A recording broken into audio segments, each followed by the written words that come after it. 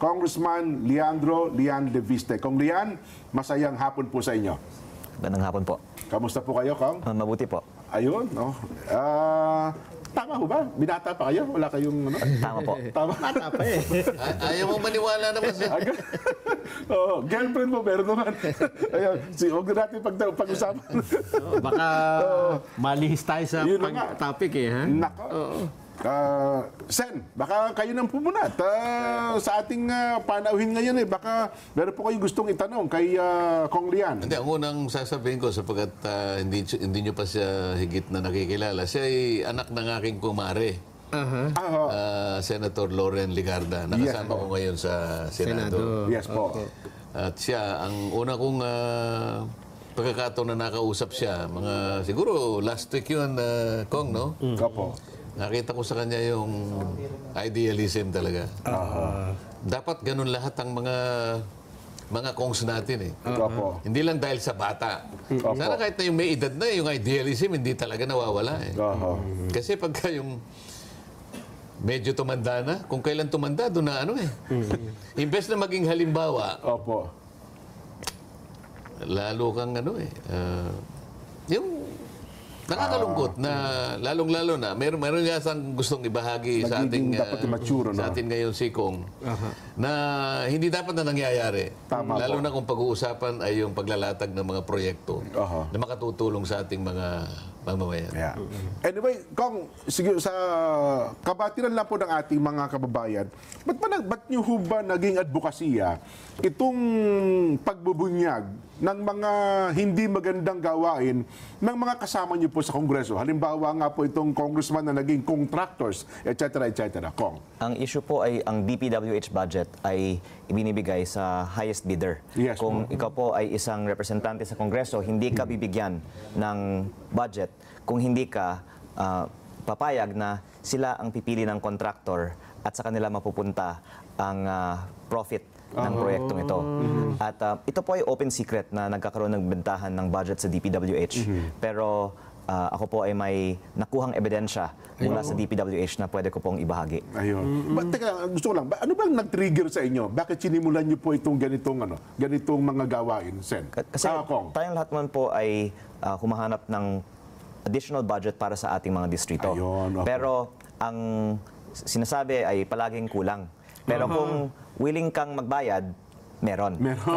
Kaya parang as a member of Congress, parang of course, unhappy tayo dyan. Kaya gusto natin sana, simula ngayon, wala nang bentahan ng budget sa DPWH. Kasi first time congressman kayo, Kong, ano? Hindi nyo ba in-expect? Ito, mga kasama ko, mga matatagal na ito, matatanda na ito. Dapat ito nagtuturo ng kabutihan eh. First timer ko, babanggain ko ba ito mga ito? Hindi kaya parang, baka nagkamali ako dito ah. Actually, sir, I think noon naman, hindi kasing lala ang bentahan ng budget sa DPWH. Pero in the last few years lang po talagang lumaki ang budget. Kaya mas lumaki ang pwedeng ibenta sa mga kontraktor. Kaya naipagkamali kasi nila itong mga bumibili. Opo. Ang binibentahan nila, yung hindi nangangailangan ng income sa kanyang sarili. Yun ang nga po. Doon sila nagkamali. Ang akala nila ay basta lang nila Kumot may pagbabatas. inganyo. Opo. Sabi ko nga sa'yo, merong mga... Ako gusto kong makausap yung mga idealistic na mga congressmen. Marami ngayon, ha? Marami ngayon. Di ko lang lahat sila nakausap. Ang una kong nakausap ay si Kong Lian. Unang-una kasi, nung nangangampanya ako, kaya ko siya nakilala, ay inimbitahan niya ako sa distrito po niya. Balayan, ano? Opo. At saka yung isa pang munisipyo. Nasugbu at saka sa Balayan. Opo. Talagang napakasaya ko doon dyan, Nelson. Ha? Bukod sa dami ng tao. Napakarami ng tao pumunta. Talagang marami. At saka yung aming tent. Ano bang tawag? Tent ba yun? Hindi siya tent. Maganda eh. Mega tent tatawag. Opo. Talagang organized na organized. At doon ko siya na unang nakita. At nagsalita nga siya. Sabi ko sa sarili ko, mananalo itong batang ito. Ha? At gusto kong manalo ito because of his idealism. Nanalo nga. Ayan. Kami naman ni Nelson po, mula nung malaman, gusto namin maging barkada ito si Congressman Lian. Gusto namin maging kaibigan. Ayaw ko kayong maging barkada niya. Baka ma-influensyahan po kami. Ma-influensyahan niyo pa eh. Simulan na natin siguro para maganda yung topic na pagdidiscuss. Ano po ba yung na-discover nyo, Kong? Yes, sir. So like I said a while ago, the fact na binebenta ang budget sa DPWH ay parang open secret sa Congress. Pero mahirap patunayan kung walang documentary evidence. Ayun. Opo. Pero nung Setyembre, nakakuha ako ng mga files galing kay former DPWH Undersecretary Catalina Cabral na dated August 30, 2024 tungkol sa 2025 budget. Sa files na to, may listahan ng over 20 billion pesos of projects na nagsama-sama sa listahan na pag i-check mo 1 year later, lahat na award sa mga kumpanyang konektado kay Congressman Edwin Garjola. Ibig sabihin, advance na nakalagay. Either magaling manghula ang DPWH kung sino ang mananalo sa bidding o ito po ay patunay na luto ang bidding at hindi pa naaprubahan ng Kongreso ang budget, may listahan sa loob ng DPWH na kung sino ang mananalo. Grabe. Oo. Sa kabatiran ng ating mga viewers, baka hindi nila naintindihan. Ano ba yung, sabihin, ano yung bentahan? Ano yung binebenta? At Paano? sino ang bumibili? Paki-explain nyo nga po, Kong. Basically, para ikaw ang maging contractor, Okay. normally, may kickback pag manalo ka na. Pero dahil mas advanced na ngayon, hindi pa approve yung budget, nag-a-advance na ang mga contractor. Para may assurance. Pero ang akala ng iba, pag approve ng Kongreso ang advance. Pero ang lumabas nga din sa mga hearings tungkol sa DPWH ay paglabas pa lang ng NEP, meron na. Pero ang nakita ko sa listahang ito, hindi lang retail, wholesale ang bentahan. Kasi sa isang buyer, nagkaroon ng 22 billion pesos sa 2025 budget. Sino po ang namumuhunan? Kasi risky yan eh. Anong assurance ko na makukuha ko kung nagbigay nga ako ng pera? Yung mga may malalim lang na relasyon sa DPWH. Kaya si Congressman Garjola ang ating example dahil sabi niya, si Secretary Manny Bonoan ay kanyang ninong. At matagal na siyang nangongontrata sa DPWH. Kaya malakas ang loob niya na siguro magkaroon ng mga kasunduan sa mga opisyal ng DPWH dahil hindi po siya nabigo sa kanila siguro sa mga nakaraang mga taon. So kung namuhunan man siya, may assurance siya na kanya nga talaga mababawi niya yung puhunan niya. Yes, and pwede naman niyang ipaliwanag at pwede din ng mga opisyal ng DPWH ipaliwanag ang dokumentong ito. Pero base lang po sa dokumentong ito, nahula ng DPWH 1 year in advance na ang mga kumpanya konektado sa kanya ang mananalo sa mga proyektong ito. At ito'y kung hindi mo basta-basta nakuha kung saan-saan, kundi mismong official document ba ito? Opo, ito po ay internal file mula sa opisina ni Undersecretary Cabral. At actually, akala ko may kopyan ito ang ICI. Opo. Pero bumisita din ako sa ICI ngayong linggo at nalaman ko na nawala pala ang mga computer ni Yusek Cabral. Grabe. Kaya para malaman natin ang mga proponent ng mga insertion sa budget, maganda sana kung ibigay ng DPWH sa ICI ang files ni former Yusek Cabral. Hindi ba kasama siya ng sunog dito yan sa Quezon City? Yung nasunog, baka ilan lang ang The region po rin yung nasunog. Pero Hindi naman nasunog yung central office. Ganun ba? yung opisina ni Yusek Cabral ang may pinakamaraming impormasyon tungkol sa DPWH budget. Yung kasing opisina ni Yusek Cabral, Yusek for ito yung planning services.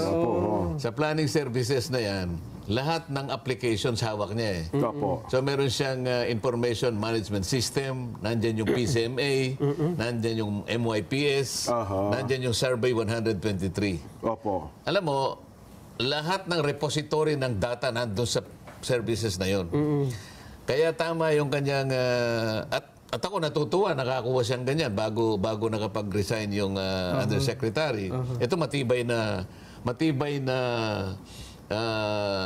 ebidensya ito. Na yung sinasabi niyang bentahan. Example ng bentahan kayong dalawa congressman. Opo.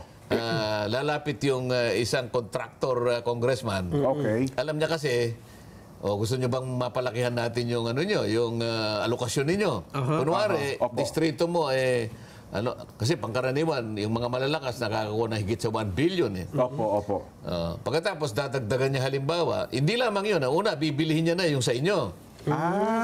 So okay. sabi niya, Congressman Jen, Opo.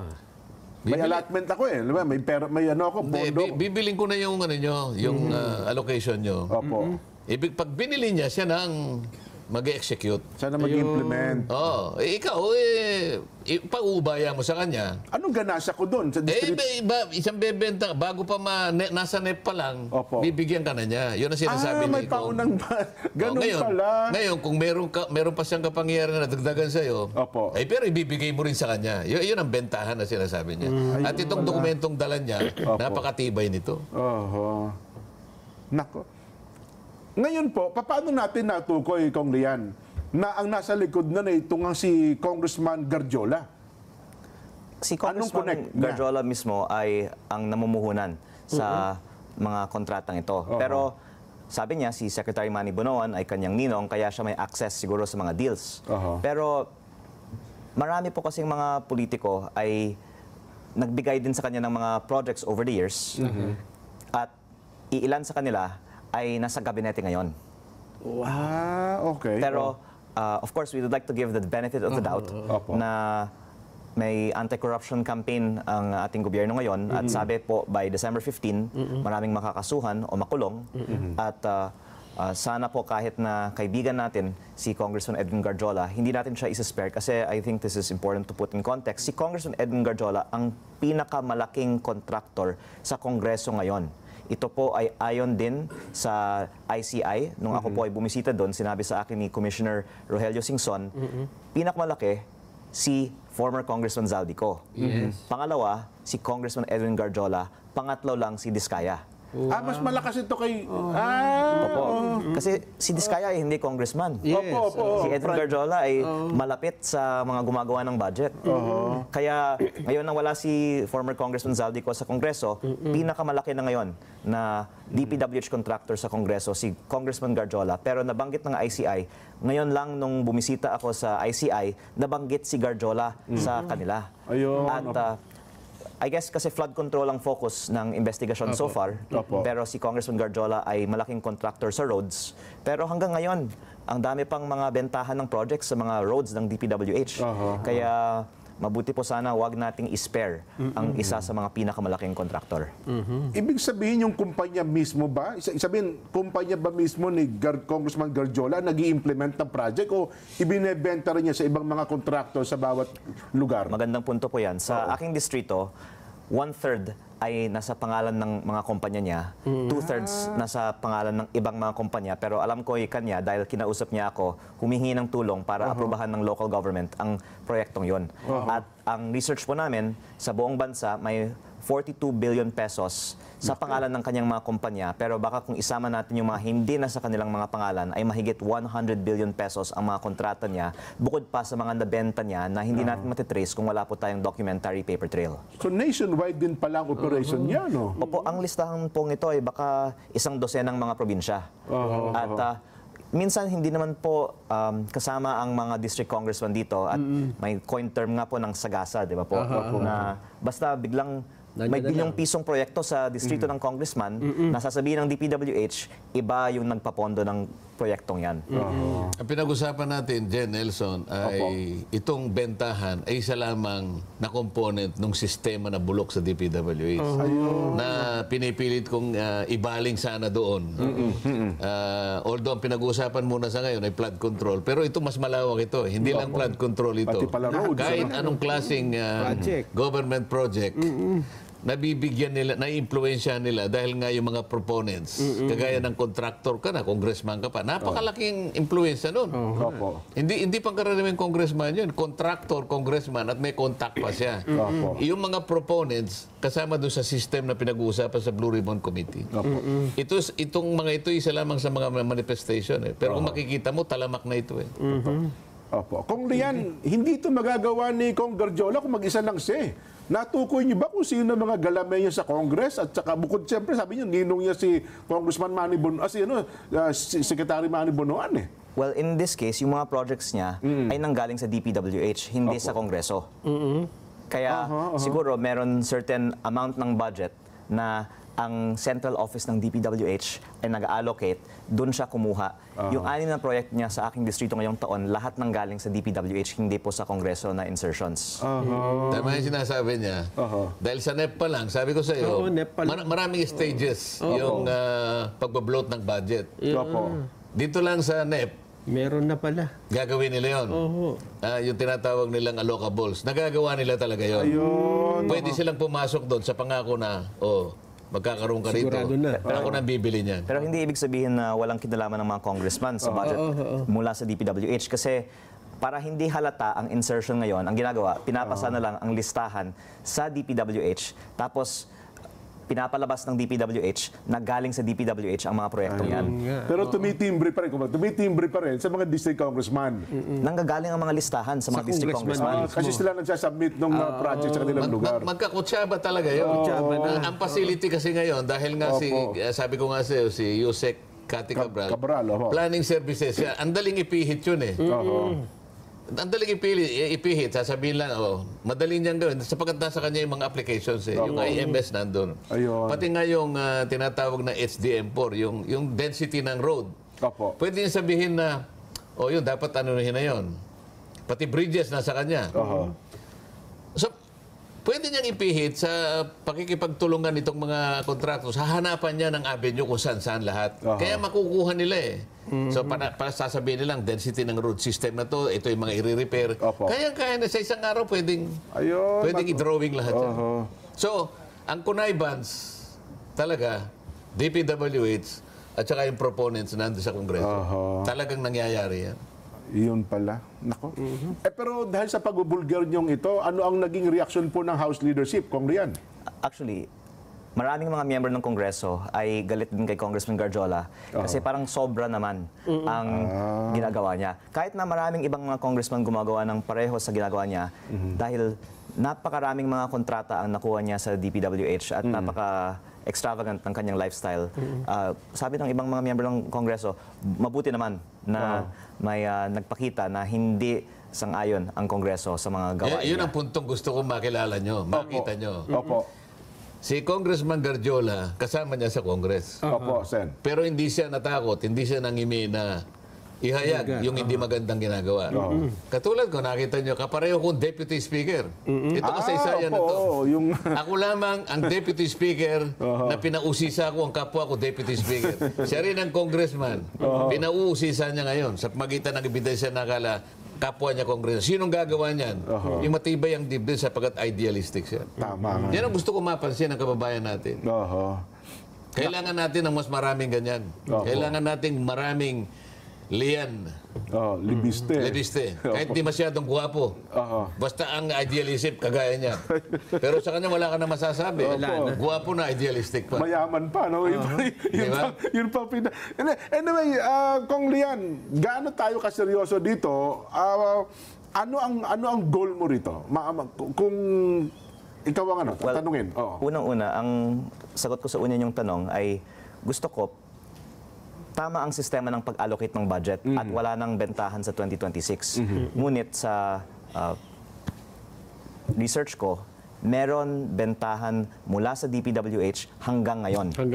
At ako po ay nakikiusap sana na yung budget na ginawa ni former Secretary Manny Bonoan at Undersecretary Cabral, na yun pa ang nakasalang sa Kongreso at sa Senado para sa 2026 ay rebisahin natin. Ngayon na nalaman natin na may ganitong sistema pala. Pero malaki na ata na bawas, di ba? Doon sa panahon ng Secretary Bings.